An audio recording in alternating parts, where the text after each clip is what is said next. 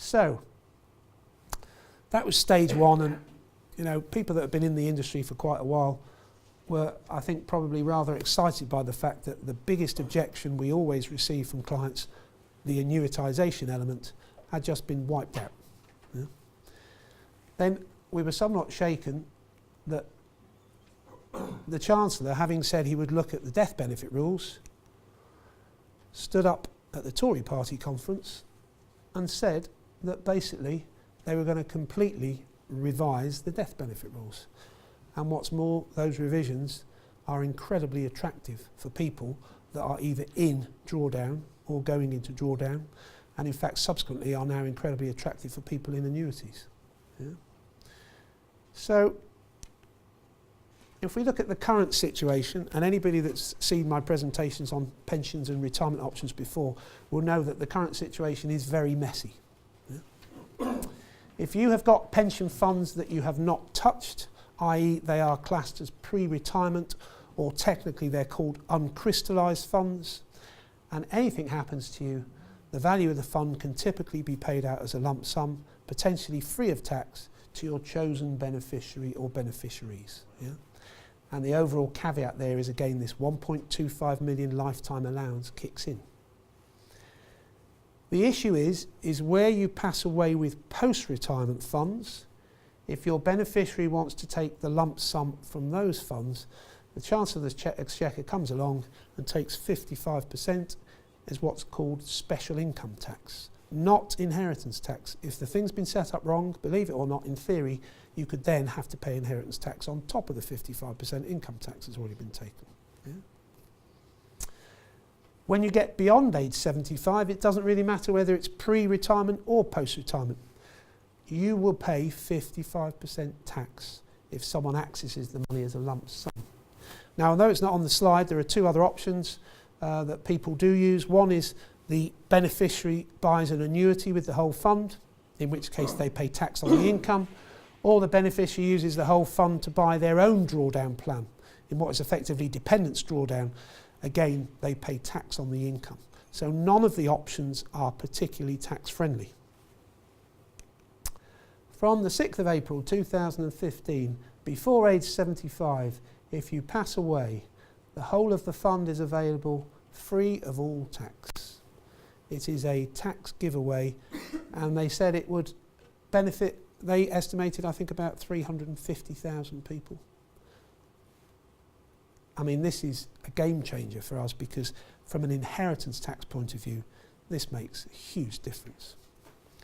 Unfortunately, post age 75, they've had a play, but they haven't cleaned it up completely, and what they've said is post age 75, instead of being charged 55% tax, it will go down to 45%. For anyone who thinks that's not very good, 5 years ago it was 82%. So it has come down quite a bit. What they've also said is if they get into power, from April 2016, they'll forget about the 45% and it'll be taxed at the marginal rate of the beneficiaries, i.e. income tax. I think the disappointment for us in the office was, if you look at life expectancy, this 75 thing goes back a long time. If you look at life expectancy, you could have imagined them putting it up to 85, bearing in mind how long people live. Okay, the new rules apply when benefits are paid. Careful planning is thus required by beneficiaries of income drawdown clients who, God forbid, pass away before April 2015. And we've got an example here. Stuart passed away on January the 1st this year, aged 59, leaving £500,000 in drawdown funds for the benefit of his wife. His wife does not want income. In fact, she wants to give the money to the children. And so she ticks the box to take the lump sum, and there is that 55% tax charge. The reality is, when someone passes away under drawdown, you have got up to 2 years currently to make up your mind what you do with the funds. So what she should have done is waited, because if she'd have waited till the 6th of April, she could have ticked the box and got it all tax-free. Yeah. So God forbid, if in the unfortunate event of anybody passing away in a drawdown structure at the moment, then their beneficiaries need to take professional advice about deferring options. Yeah. And this is the bit where the inheritance tax planning gets really exciting, because believe it or not, if you don't want to take the money out from a drawdown fund after the 5th of April as a lump sum, when you're the beneficiary, you can opt to take it out in stages and it's still tax-free up to age 75. Yeah. What's more, unlike currently, that applies to a wider group of beneficiaries, including dependents, nominated beneficiaries, and perhaps most important of all, successors. Yeah. And what it means is that, just as George Osborne said in his speech, you can plan to pass pension funds from one generation to the next, completely protected from tax. Here's an example. Bryony passes away in October 2015 and she is 67 years old, leaving $700,000 in drawdown funds for the benefit of her husband, who is 71. He takes all the money out as a lump sum, tax-free, and puts it in the bank because he now knows he can have it all tax-free. And it's amazing how clients like to feel the money in their pocket rather than in the pension. Yeah.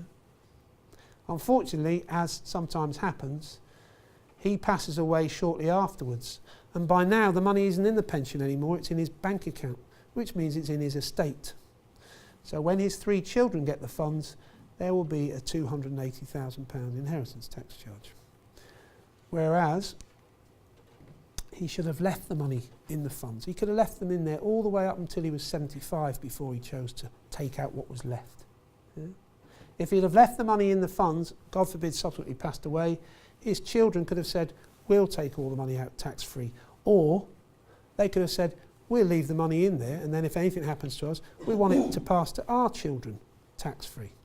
Hence this idea that you can pass the money from one generation to the next.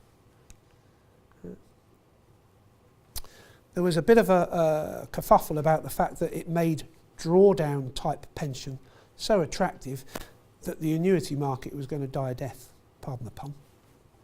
Yeah. So in his autumn statement, the Chancellor confirmed that tax benefits on death would be extended to annuities, which means if you have a spouse's pension or guaranteed pension that becomes payable after April the 5th this year, it is payable tax-free up to that person's 75th birthday. Whereas at the moment that's taxed marginal rate income tax. Yeah. In addition, if somebody wants to get guaranteed income and they annuitise, after April the 5th they'll be able to have this much wider definition of beneficiaries, whereas at the moment it is financial dependence.